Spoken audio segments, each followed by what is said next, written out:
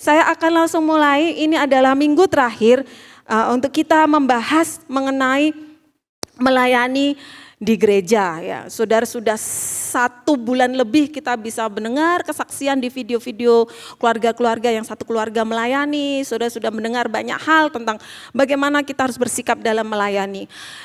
Kehidupan kita ini seperti botol kosong, saudara.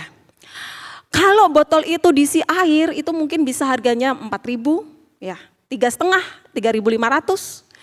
Tapi kalau botol itu diisi jus jeruk, bisa nambah 8.000 mungkin, ya fluoridin, ya saya nggak ambasador di situ ya, tit gitu, bisa lebih naik lagi.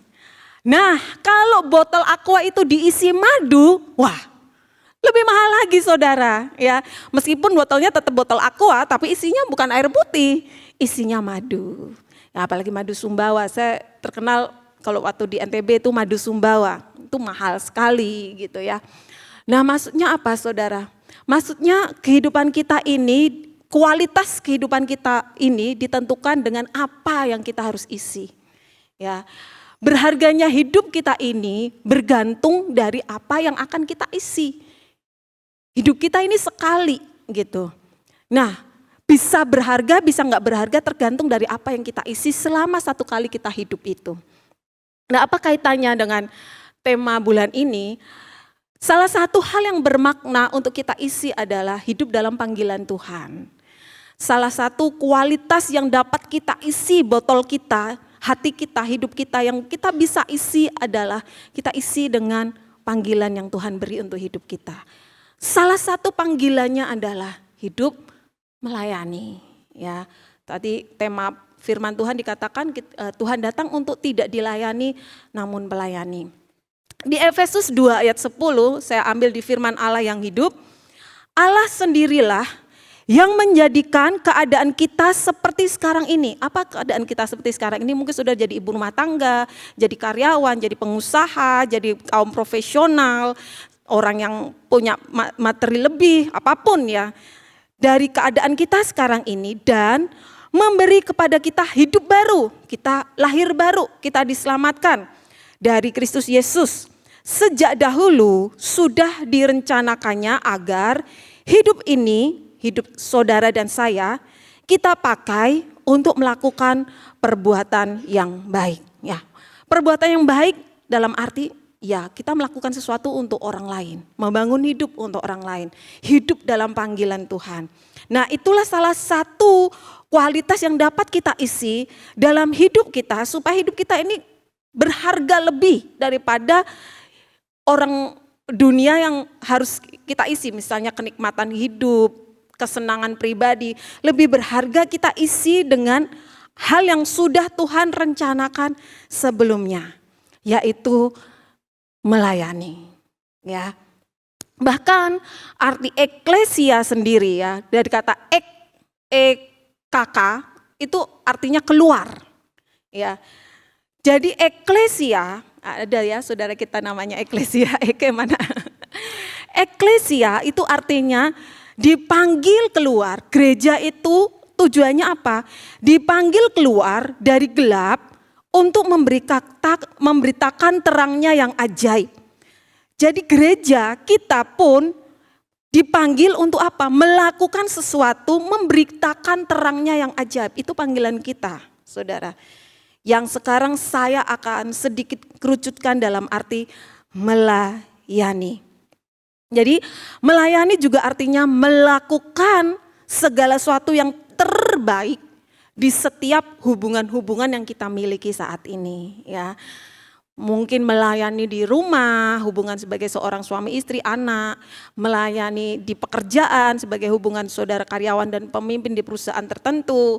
Apapun yang saudara miliki dari setiap hubungan-hubungan, kalau kita melakukan segala sesuatu dengan yang terbaik, lakukan pekerjaan-pekerjaan yang terbaik dari setiap area hubungan kita, itu saudara melayani. Kita sepakat di situ ya. Kenapa saya omongkan lebih dahulu supaya saudara nanti nggak udah berpikir gini, yang dibahas kok melayani di gereja aja. Emang yang lain nggak penting? Nah, ini saya bilang, saat kita membahas tentang melayani gereja bukan berarti mengesampingkan pelayanan-pelayanan di area yang lain. Cuma kita sedikit mengkerucutkan di tema bulan ini adalah melayani di gereja. Jadi sepakat ya, jangan dipikir apa sih melayani gereja 1 bulan melayani gereja. Enggak, setiap hubungan-hubungan yang saudara lakukan yang terbaik itu pelayanan. Namun tema kita kebetulan bulan ini adalah melayani di gereja. Jadi judul saya kali ini adalah hidup berharga, hidup melayani. Ya. Setiap orang percaya pasti ada panggilan untuk melayani. Setiap kita ada panggilan untuk kita melayani. Memang itu panggilan kita, gitu ya. Nah, dalam setiap area dalam pelayanan-pelayanan kita yang tadi saya katakan, tidak mengesampingkan area-area yang lain, saudara tetap itu lakukan untuk Tuhan. Memang ya, karena di Kolose 3 ayat 23 saudara pasti sudah hafal, segala sesuatu kita lakukan seperti untuk Tuhan.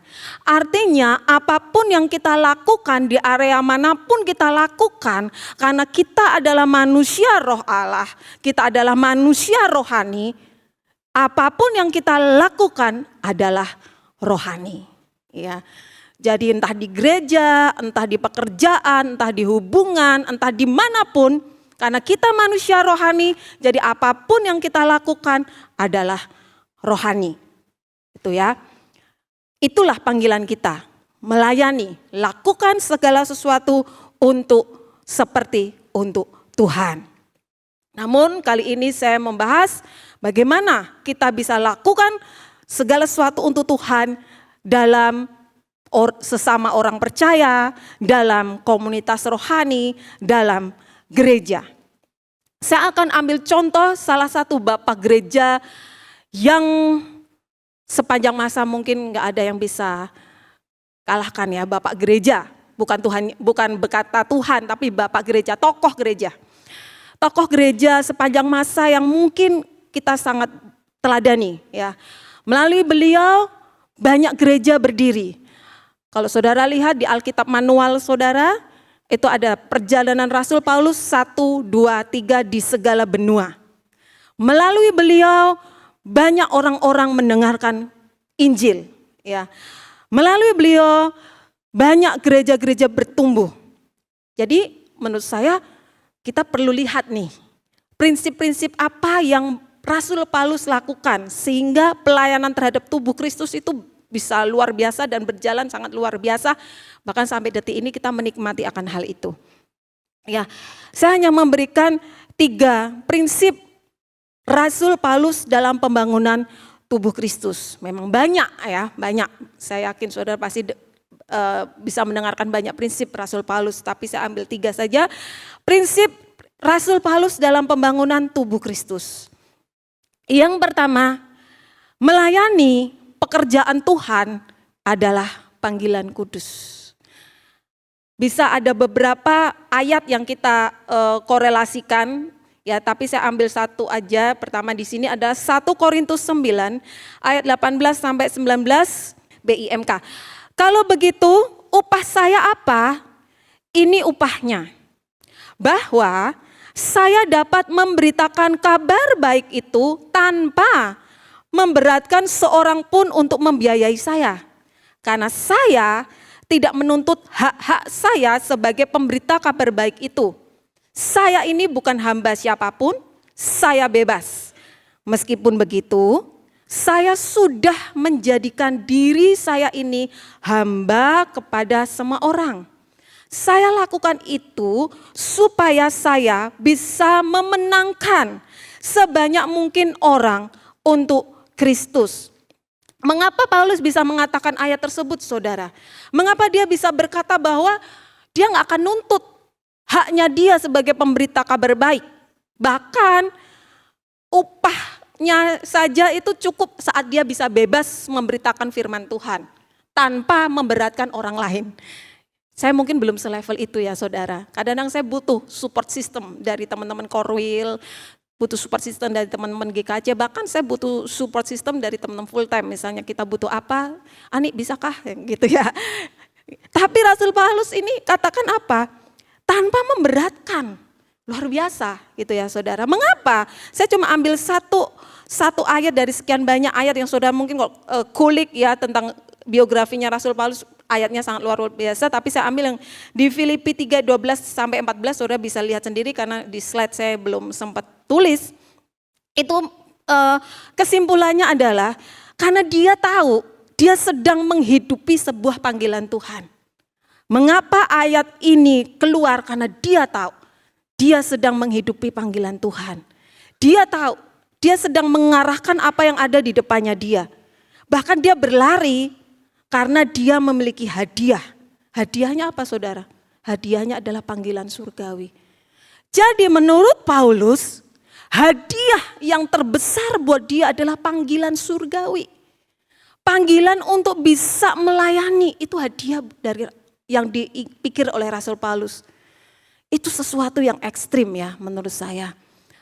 Dia nggak minta hadiah apa-apa, cuma dia berpikir bahwa hadiahku adalah aku mendapatkan panggilan surgawi. Nggak semua orang dapat panggilan surgawi, mungkin dia berpikir gitu. Betapa dia tahu bahwa tadinya dia pencela jemaat, dia yang salah satu oknum membunuh Stefanus sebagai martir pertama, tapi dia dipakai Tuhan. Jadi dia tahu betapa luar biasanya mendapat panggilan surgawi itu, dan itu hadiah. Itu hadiahnya dia. Ya kadang-kadang kita, saya bisa aja bilang, aku melayani tapi kok Tuhan gak jawab kebutuhanku. Ya secara manusia gitu, tapi Rasul Paulus gak pernah punya pikiran gitu saudara. Aku melayani, wah ini hadiah buat aku. Aku dipercaya melayani Tuhan, ini hadiah buat aku. Sehingga dia tidak minta apapun terhadap haknya dia, terhadap apa yang dia perlukan gitu ya. Nah ini yang membuat saya berpikir, Paulus ini menjadi teladan buat kita saat kita pengen melayani tubuh Kristus. Saat kita pengen melayani orang percaya. Dia sebenarnya punya hak untuk berbangga diri, ya kan? Dia mengeluarkan banyak surat-surat administrasi tata gereja sampai detik ini dipakai. Surat-surat administrasi yang beralkitabiah, ya, ciri diaken, jemaat harus bagaimana, ini gimana, itu gimana. Dia keluarkan, saudara. Harusnya dia punya hak, ya, royalti istilahnya kan gitu ya. Dia punya hak royalti gitu. Tapi dia nggak ambil satu hak pun. Waktu saya merenungkan ini saya sangat malu saudara. Saya belum apa-apanya Rasul Paulus, seujung kuku aja saya belum gitu. Tapi Rasul Paulus yang melakukan banyak cerita tentang sejarah gereja. Bahkan dia nggak nuntut hak apapun gitu. Dia nggak berbangga diri terhadap hasil yang dia sudah raih, kecuali dia senang aja memberitakan Injil, banyak orang dimenangkan. Ya, apa yang dia pinginkan? Upahnya hanyalah jiwa-jiwa dimenangkan. Jadi waktu saya merenung tentang ini, wah, untuk melayani tubuh Kristus ini mungkin kami semua volunteer belum bisa se ekstrim itu, gitu ya. Kita semua yang melayani mungkin belum seradikal itu. Tapi yang waktu saya membaca firman ini, saya diteguhkan bahwa saudara-saudara yang volunteer, yakinlah Anda memiliki keputusan yang tepat. Amin. Anda memiliki keputusan tepat saat saudara mengabdikan diri, berkomitmen, membangun tubuh Kristus. Saudara punya hak bebas. Rasul Paulus bilang, aku bukan hamba, aku bebas. Tapi aku memutuskan diri menjadi hamba untuk semua orang. Wow. Kita punya hak bebas, ya kan saudara volunteer semua. Kita punya hak bebas, kita gak dipaksa melayani di gereja ini. Bahkan kita dituntut untuk ikut kelas, kita harus meeting, kita harus melakukan segala sesuatu dengan tenaga kita. Saudara bebas untuk pergi, tapi kenapa saudara bisa sampai detik ini? Yakinlah itu keputusan tepat. Yakinlah saudara, itu adalah pilihan yang sangat tepat untuk saudara. Ya, saya memotivasi teman-teman volunteer. Ini adalah panggilan tertinggi saudara. Saudara punya kekuatan untuk pergi kapanpun saudara mau. Gak ada namanya SK yang dipinalti, ya kan? Gak ada namanya nanti tuntutan hukuman dipidana kalau saudara hengkang. Tapi saudara mau memutuskan diri jadi hamba, mau memutuskan diri untuk dituntut, rela, sadar diri untuk dituntut, untuk excellent, untuk tunduk terhadap semua aturan. Itu panggilan tertinggi saudara. Keputusan yang sangat tepat saudara bekerja dalam ladang pelayanan. Kita bukan saja menaruh segala hal itu dengan mudah saat berkomitmen dalam tubuh Kristus. Tapi saudara tetap bertahan dalam gesekan.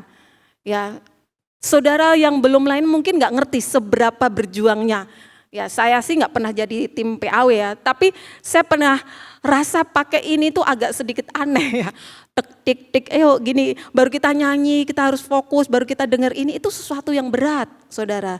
Saudara bisa merasakan sukacita teman-teman dan melayani itu sesuatu yang berat. Parkiran, doa yang nggak terlihat saudara. Mereka berdoa, mereka setiap ada yang sakit mereka standby untuk kunjungan. Gak ada yang bisa lihat semua perjuangan itu. Rocky, ya di mana kadang-kadang mereka 1 bulan full mereka harus melayani di belakang karena gak ada teman-teman yang bisa menambah kekuatan adik kakak-kakak Rocky. Mereka tetap berkomitmen meskipun mereka bisa bilang aja aku capek. Jadi itu sesuatu yang gak mudah menurut saya gitu ya. Dan memang kita belum selevel Rasul Paulus, tapi percayalah itu panggilan terindah untuk saudara. Amin. Melayani pekerjaan Tuhan adalah panggilan terindah untuk kita harus nikmati dan sukai. Supaya saudara rasakan bahwa saat kita menaruh semua hak kita itu, Tuhan akan melepaskan kemurahan-kemurahannya untuk saudara. Itu poin yang pertama.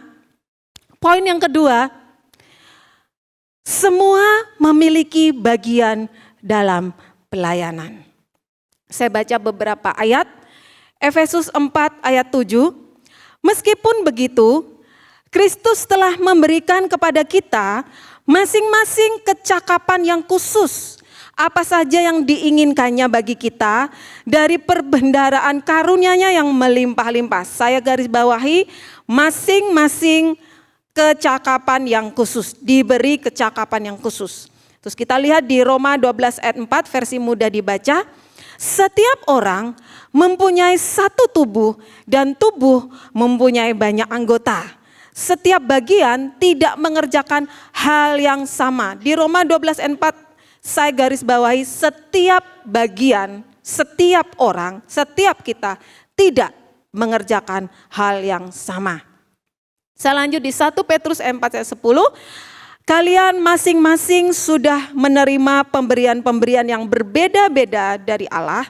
Sebab itu sebagai pengelola yang baik dari pemberian-pemberian Allah, hendaklah kalian menggunakan kemampuan itu untuk kepentingan bersama. Di sini dikatakan masing-masing sudah menerima pemberian yang berbeda-beda. Mungkin ada beberapa referensi ayat yang lain, tapi saya ambil dari 3 ayat referensi ini dikatakan berarti dipastikan bahwa Allah sudah memberikan setiap saudara, bukan hanya tadi yang berdiri ya. Di poin kedua ini saya bilang untuk keseluruhan. Allah sudah memberikan kepada setiap saudara kecakapan yang khusus. Setiap kita sudah, bukan bilang belum ya, setiap kita adalah sudah diberi kemampuan yang berbeda-beda untuk kepentingan bersama. Ya.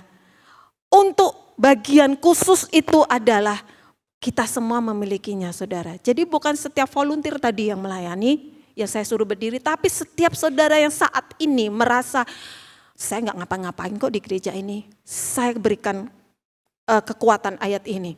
Setiap saudara sudah diberi kecakapan yang khusus untuk pelayanan tubuh Kristus.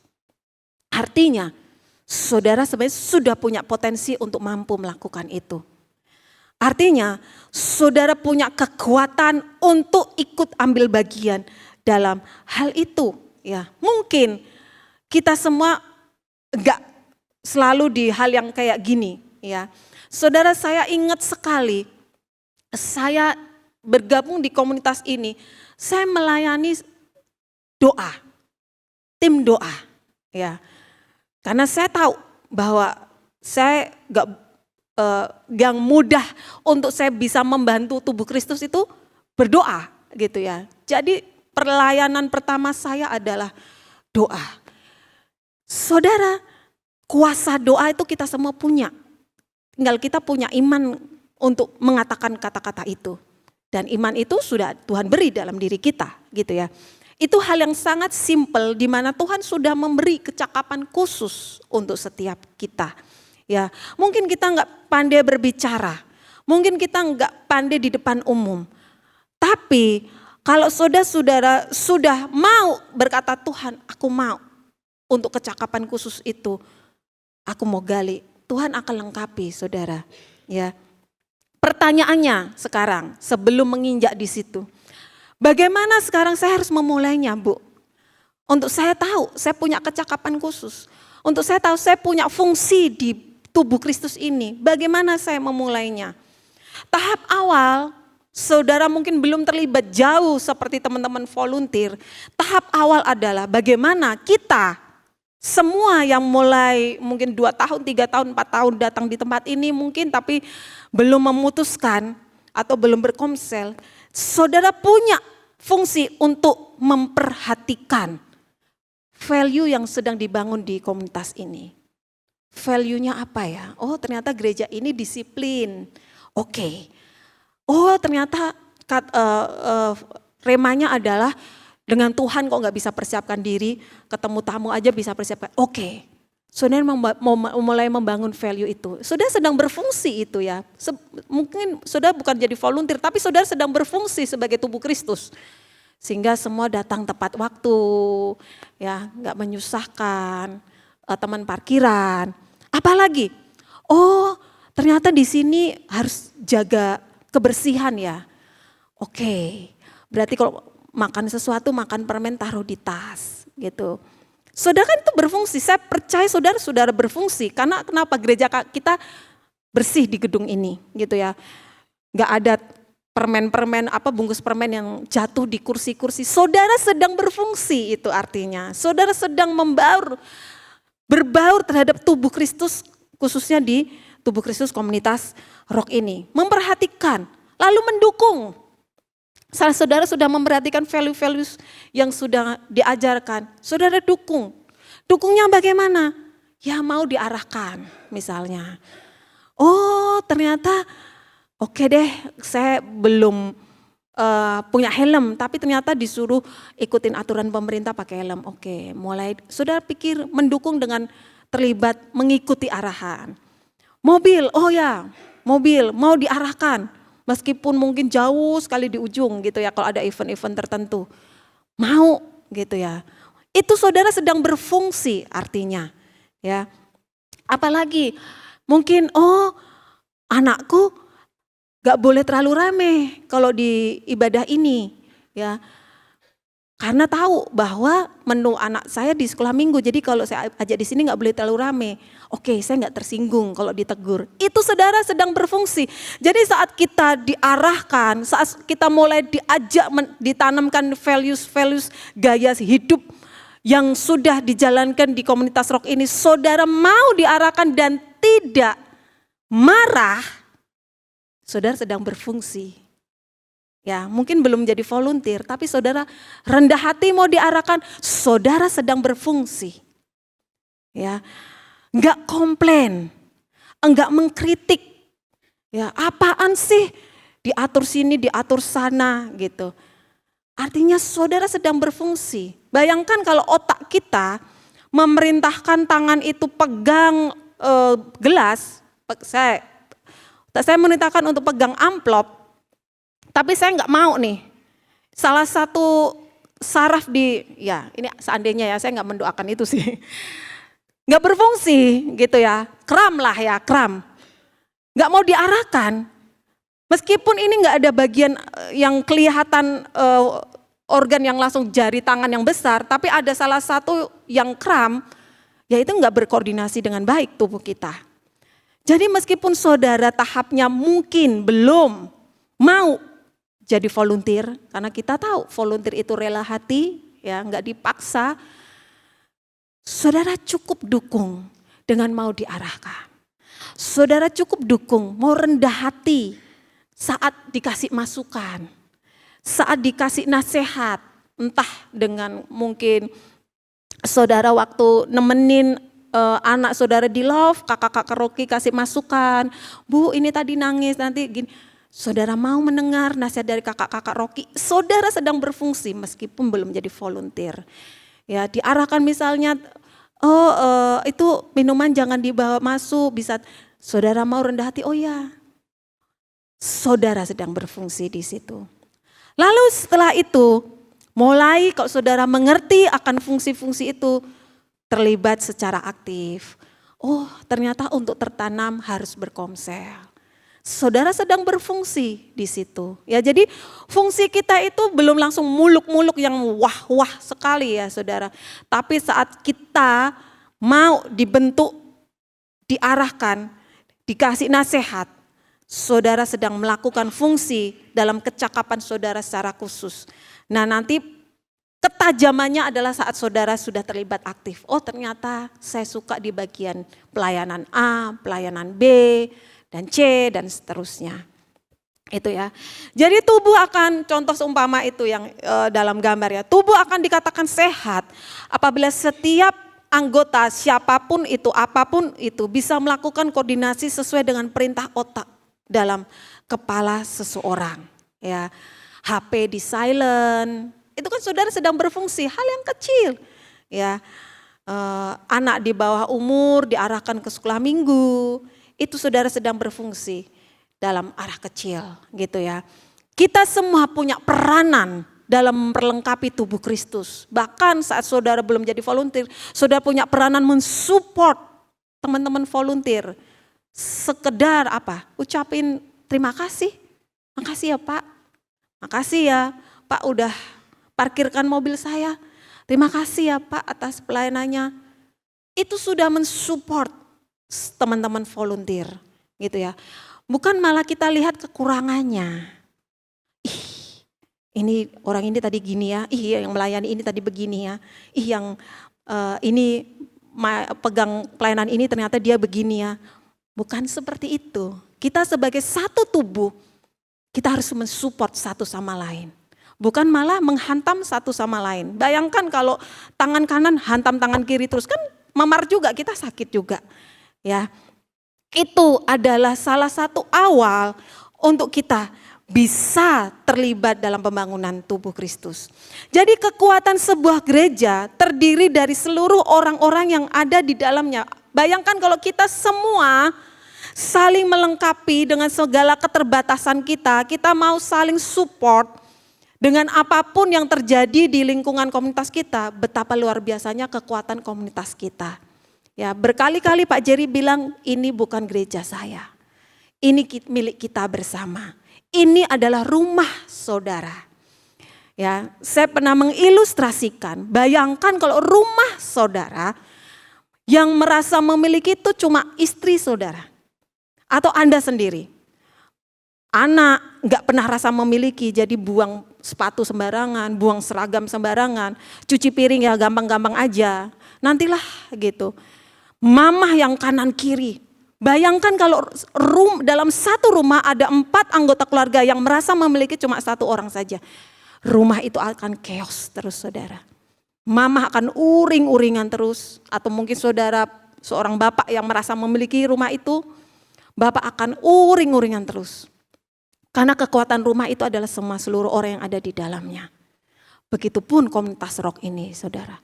Yang memiliki komunitas ini adalah bukan volunteer saja, tapi saudara juga punya bagian untuk pembangunan tubuh Kristus.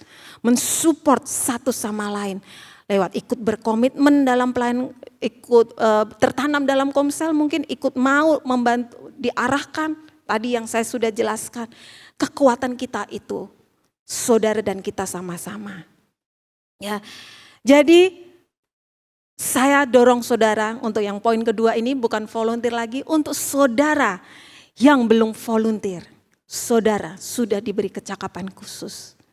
Mari pikirkan, doakan Dan saya percaya Tuhan akan memberikan kekuatan untuk saudara memutuskan. Poin yang ketiga, yang terakhir, melayani di gereja tidak pernah bisa dilakukan sendiri. Efesus 4:16, di bawah pimpinannya semua anggota tubuh itu tersusun rapi dan saling dihubungkan oleh sendi-sendinya masing-masing. Dan kalau tiap-tiap anggota itu bekerja seperti yang seharusnya, maka seluruh tubuh itu akan bertumbuh menjadi dewasa dan kuat melalui kasih. Di bawah pimpinan Tuhan yang adalah kepala dari gereja, maka kita semua anggota Tuhan sebagai tubuh Kristus harus disusun rapi.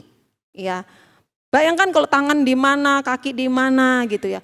Makanya kita harus disusun rapi, bukannya disusun rapi, saling dihubungkan sendi-sendinya, diikat. Saudara, enggak sembarangan, enggak liar, diatur sedemikian rupa oleh pimpinan yang adalah Tuhan sendiri. Supaya apa tujuannya?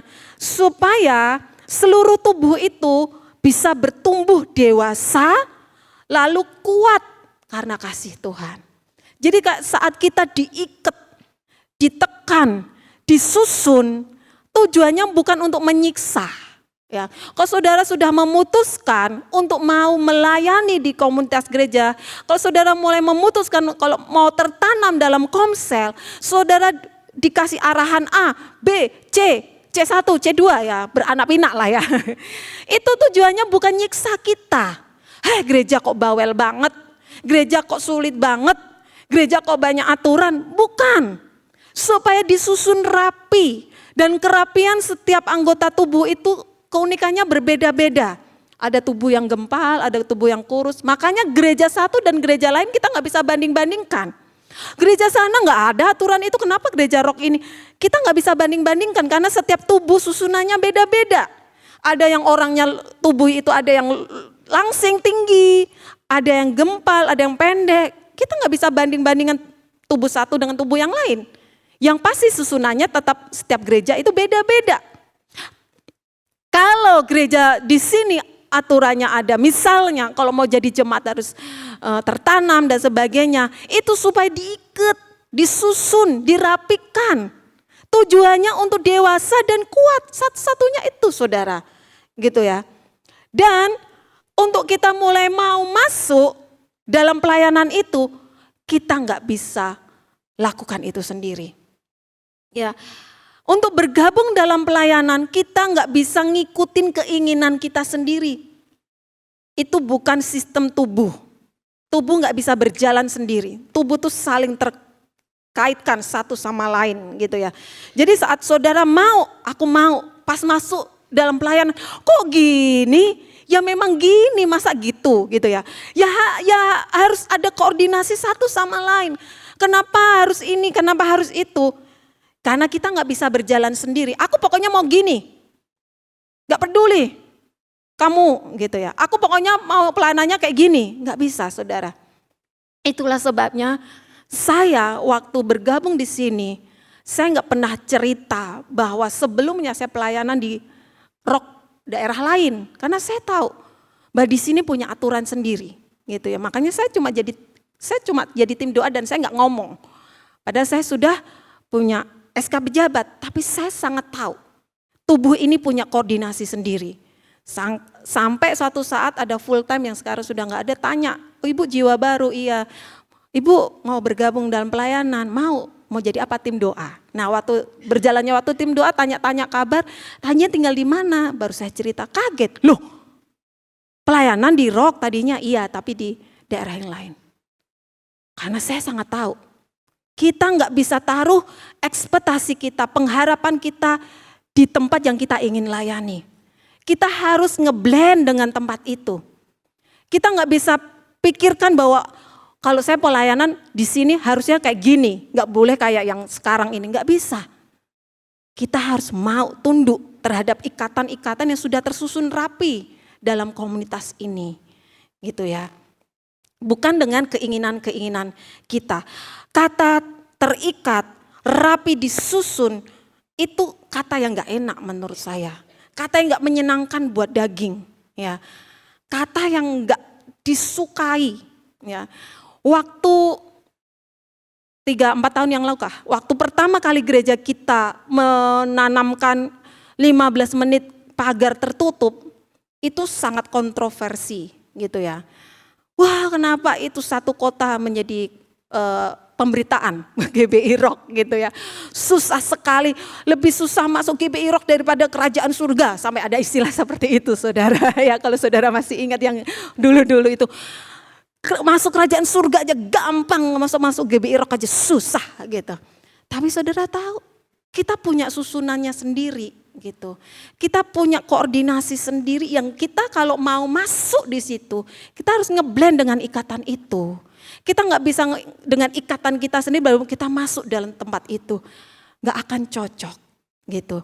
Nah, saat kita mau masuk, ngeblend, berbaur dengan ikatan-ikatan tersebut, saudara akan kuat dan dewasa sesuai dengan keunikan gereja masing-masing. Ya, jadi mari saudara, setiap saudara punya kekuatan untuk bisa mau diarahkan, mau untuk bisa disusun rapi-rapi gitu ya. Karena dari setiap ikatan-ikatan itu Tuhan adalah pimpinannya, ini dikatakannya di bawah pimpinannya. Jadi semua arahan, semua tata tertib, semua bentuk hal-hal kebijakan yang dilakukan dalam setiap gereja, bukan hanya Rock, dalam setiap gereja, saya yakin pastinya itu berdasarkan firman Tuhan. Saya yakin itu berdasarkan kebenaran Tuhan yang Tuhan adalah kepalanya.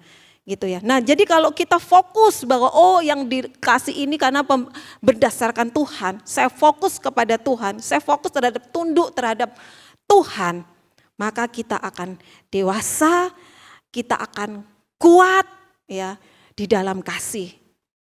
Itu hasil dari setiap arahan-arahan susunan yang kita mau lakukan. Nah, Paulus pun demikian saudara. Paulus itu bisa aja jalan sendiri, tapi saudara bisa baca bahwa dia memiliki banyak rekan pelayanan di mana-mana. Karena dia tahu dia nggak bisa sendiri. Dia butuh untuk setiap orang-orang bisa berjalan bersama-sama. Ada Timotius, ada Aquila, ada Priscilla, ya, ada Barnabas, ada Silas, banyak rekan-rekannya dia untuk dia ajak bergabung dalam pelayanan tubuh Kristus. Jadi saya ajak teman-teman, saudara semua untuk ikut bergabung dalam pelayanan tubuh Kristus. Kalau toh saudara belum ingin, mari terlibat dalam mensupport teman-teman volunteer dan mendukung mereka. Amin.